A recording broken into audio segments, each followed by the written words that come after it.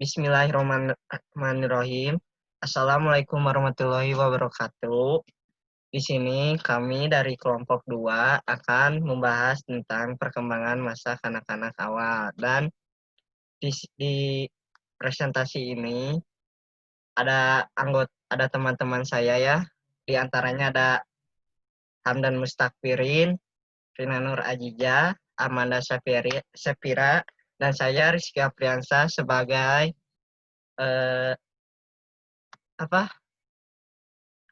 ketua presentasi ya.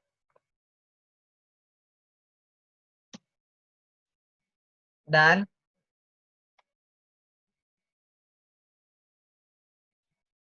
yang pertama ada pengertian masa kanak-kanak awal. Ada.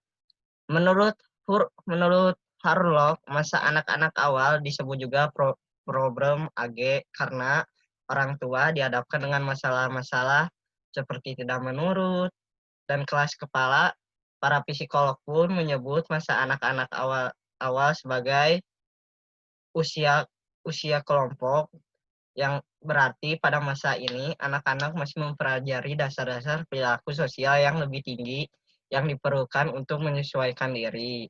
Terus ada usia menjelajah. Pada masa ini anak-anak cenderung ingin mengetahui keadaan lingkungan di sekitarnya. Terus ada usia bertanya. Pada masa ini anak cenderung ingin bertanya apa yang mereka anggap tidak tahu kepada orang dewasa. Terus usia meniru. Pada masa ini anak-anak ingin meniru tokoh yang mereka sukai karena anak-anak lebih suka meniru seseorang gitu kan.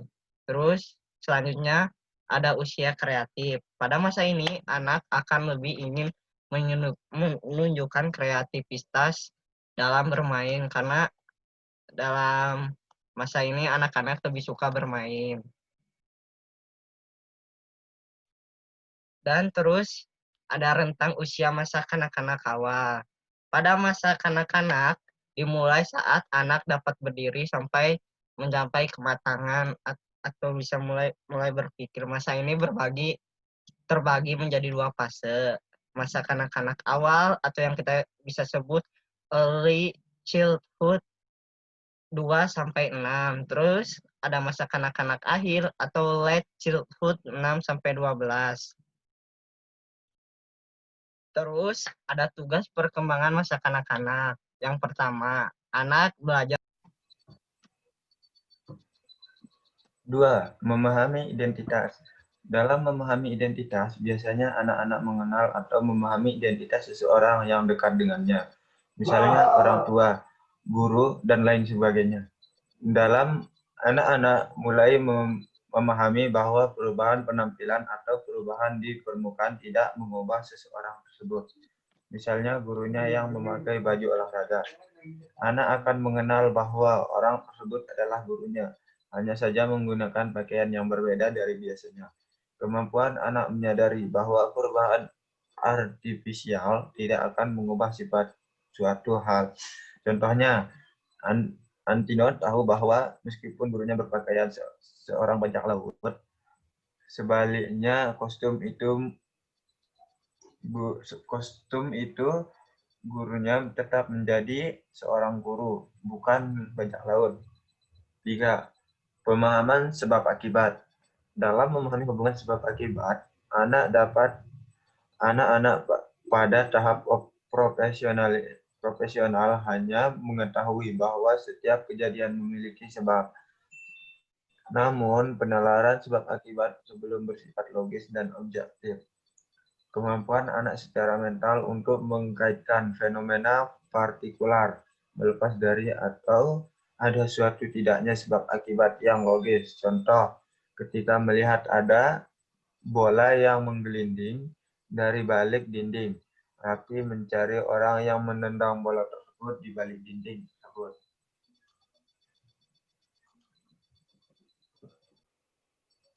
4. Pemahaman terhadap angka. Pemahaman angka pada anak-anak profesional berbeda-beda. Beberapa tempat anak dapat memahami angka dan berhitung, tergantung pada beberapa besar penggunaan angka di kebudayaan masing-masing. Contohnya, Lisa sebagai beberapa permanen dengan temannya menghitung untuk memastikan bahwa masing-masing temannya mendapatkan jumlah yang sama. 5. Empati.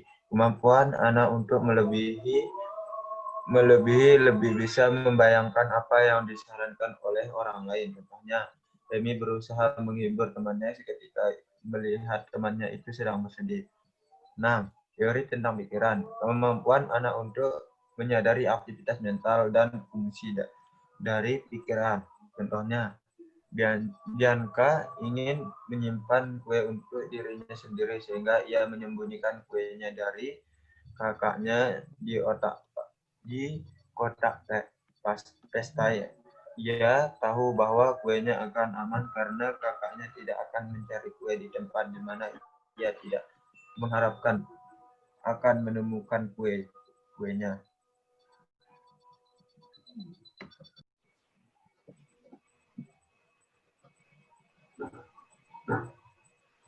Kebanyakan kecelakaan anak mengalami luka iris, memar, radang, terbakar, patah tulang, otot paku, atau gangguan ringan lain sebagai akibat kecelakaan. Anak lain mengalami kecelakaan yang lebih parah sehingga untuk beberapa saat atau untuk selamanya mengalami trauma. Yang kedua ada permasalahan komunikasi.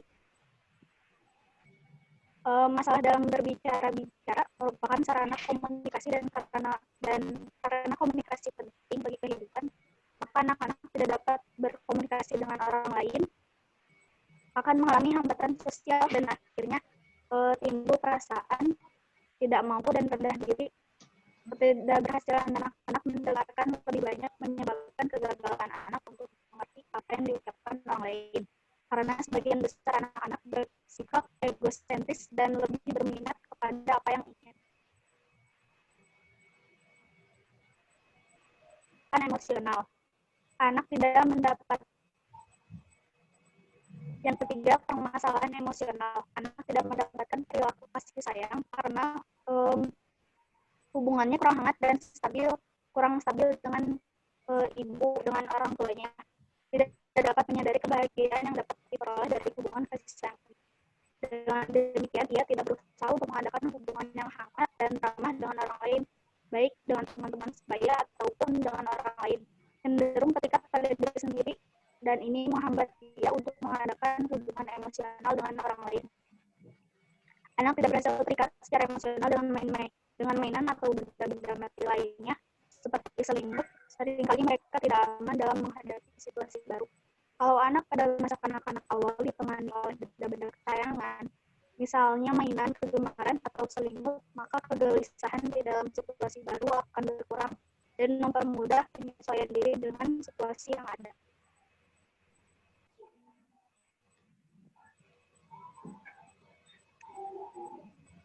Lalu ada fase pratamiz atau kanak-kanak di usia 2-7 tahun.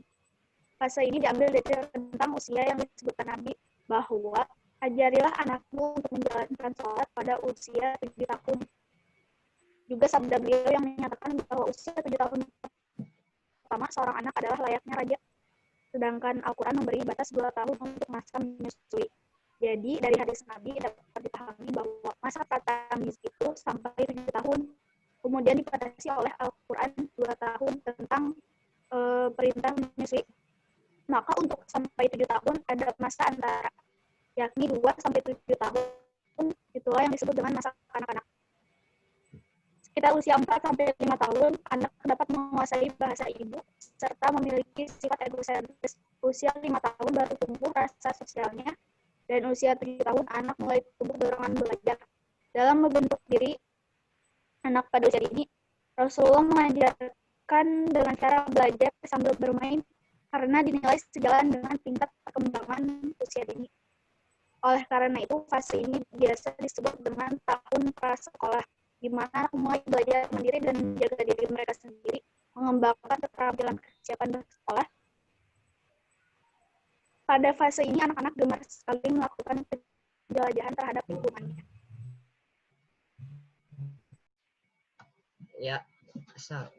Ya, segitu dari kelompok kami tentang perkembangan masa kanak-kanak awal. Kalau ada kesalahan atau salah-salah kata, mohon dimaafkan. Sekian dan terima kasih.